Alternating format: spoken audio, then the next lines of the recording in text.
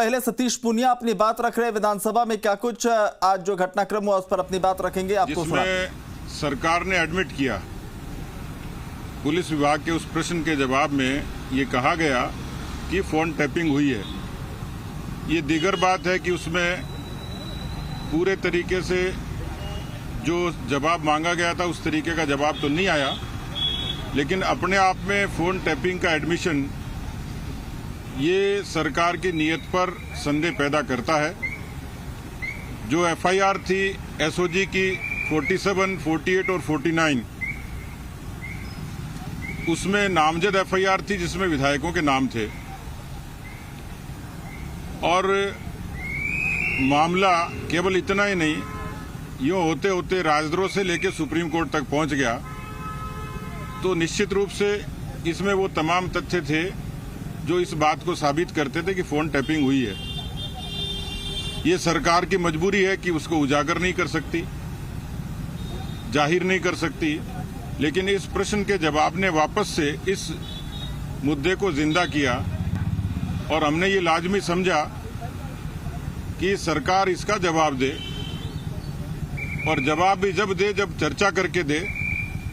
ये गतिरोध था जब हमने मांग की, माननीय स्पीकर महोदय ने जो स्थगन इस संदर्भ में था उसको रिजेक्ट किया, तो ये गतिरोध माननीय स्पीकर महोदय प्रतिपक्ष के बीच में था।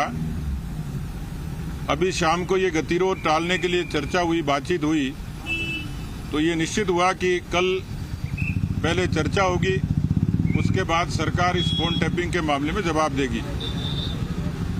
इसकी गूंज आज लोकसभा में भी हुई है, कल कुछ माननीय सदस्य राज्यसभा में इस मसले को उठाएंगे। तो ये बात तो जाहिर हो गई कि देश में ये एक्सेप्शनल स्टेट है कि कहीं न कहीं अनेक अवसरों पर कुछ प्रदेशों में इस तरीके की घटनाएं हुई। 1988 की घटना में रामकृष्ण हेगड़े को इसी टेपिंग कार्ड के कारण अपनी सत्ता खोनी पड़ी थी। तो ये गंभीर किस्म का मामला है और हम लोगों ने इसलिए सरकार को ये मांग की थी कि इसके बारे में सदन में ठीक से चर्चा और सरकार उसका जवाब दे। विधायक को निष्कासित किया, उसके ऊपर क्या कोई फैसला हुआ? आज दिन भर में हंगामा रहा, जेल में बैठे रहे, यहाँ पे निलंबन हो गया, आप धरने पर बैठे रहे, आपने क्या किया? देखिए, ये तो कोई पहली बार हुआ नहीं है, क्योंकि सदन में अनेक अवसरों पर उत्तेजना भी होती है और उस उत्तेजना के बाद समाधान भी होता है। कल माननीय सदस्य को स्पीकर महोदय ने नापक्ष की लॉबी तक परमिट किया है। सदन जब शुरू होगा उसके बाद जो घटना कार्यवाही होगी उस पर फिर आगे बातचीत करेंगे। आपने नेशनल वुमेन कमीशन को लेटर लिखा है, राजस्थान में जो रेप की घटनाएं बढ़ रही हैं। देखिए, जो इस फोन टैपिंग के बाद में जो सबसे गर्म मुद्दा है, ज्वलंत मुद्दा है, जिसने केवल देश नहीं पूरी दुनिया का ध्यान आकृष्ट किया है, राजस्थान अब अपराधियों की शरण स्थली हो गया, राजधानी बन गया। और इस लिहाज से जो दुष्कर्म की घटनाएं हुई उस पर पूरा देश चिंतित है, भारत की सरकार चिंतित है।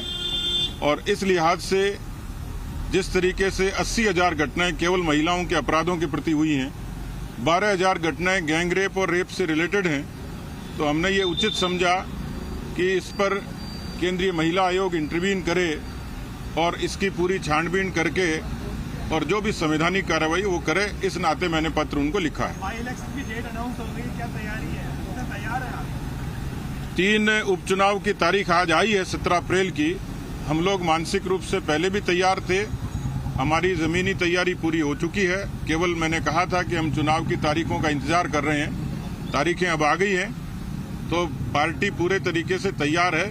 और मुझे पूरा भरोसा है कि जिस तरीके से सरकार के खिलाफ एक जन आक्रोश है वो कांग्रेस पार्टी की हार का कारण बनेगा और भारतीय जनता पार्टी के कार्यकर्ताओं के परिश्रम के कारण भारतीय जनता पार्टी निश्चित रूप से इन तीनों उपचुनाव में जीतेगी। कांग्रेस के अध्यक्ष ये कह रहे हैं कि बीजेपी इतने टुकड़ों में बढ़ चुकी है, इतने डिवीजन हो चुके हैं कि हमें कुछ करने की जरूरत ही नहीं। वो अपने डिवीजन का तो प्रमाण दे चुके हैं, क्योंकि वो जिस कुर्सी पे बैठे हैं वो किसी पीसीसी के चीफ को बर्खास्त करने के बाद मिली है। अधिकांश जो मंत्री बैठे हैं उनको, मंत्रियों को बर्खास्तगी के बाद ये कुर्सियां मिली हैं। तो कांग्रेस पार्टी का विग्रह ये तो जगजाहिर है। हमारे ऊपर तो अपना चेहरा छुपाने के लिए वो आरोप लगाते हैं। तो कल प्रश्नकाल के बाद प्रश्नकाल के बाद जी मदन दिलावर जी का जो कार्रवाई हुई है सदन की कार्यवाही जब नियमित रूप से शुरू होगी उसके बाद ही उनके इस पे निलंबन पे फैसला होगा। जो पार्टी का हल्ला बोल का कार्यक्रम पूरे प्रदेश भर में चल रहा है और उसमें 800 उपखंडों पर हमारा ये कार्यक्रम संपन्न हुआ है, तो उसी सिलसिले में कल जयपुर में भी ये कार्यक्रम रहेगा।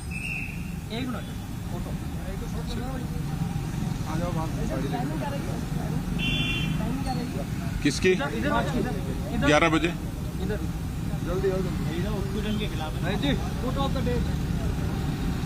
चलिए, धन्यवाद, थैंक यू।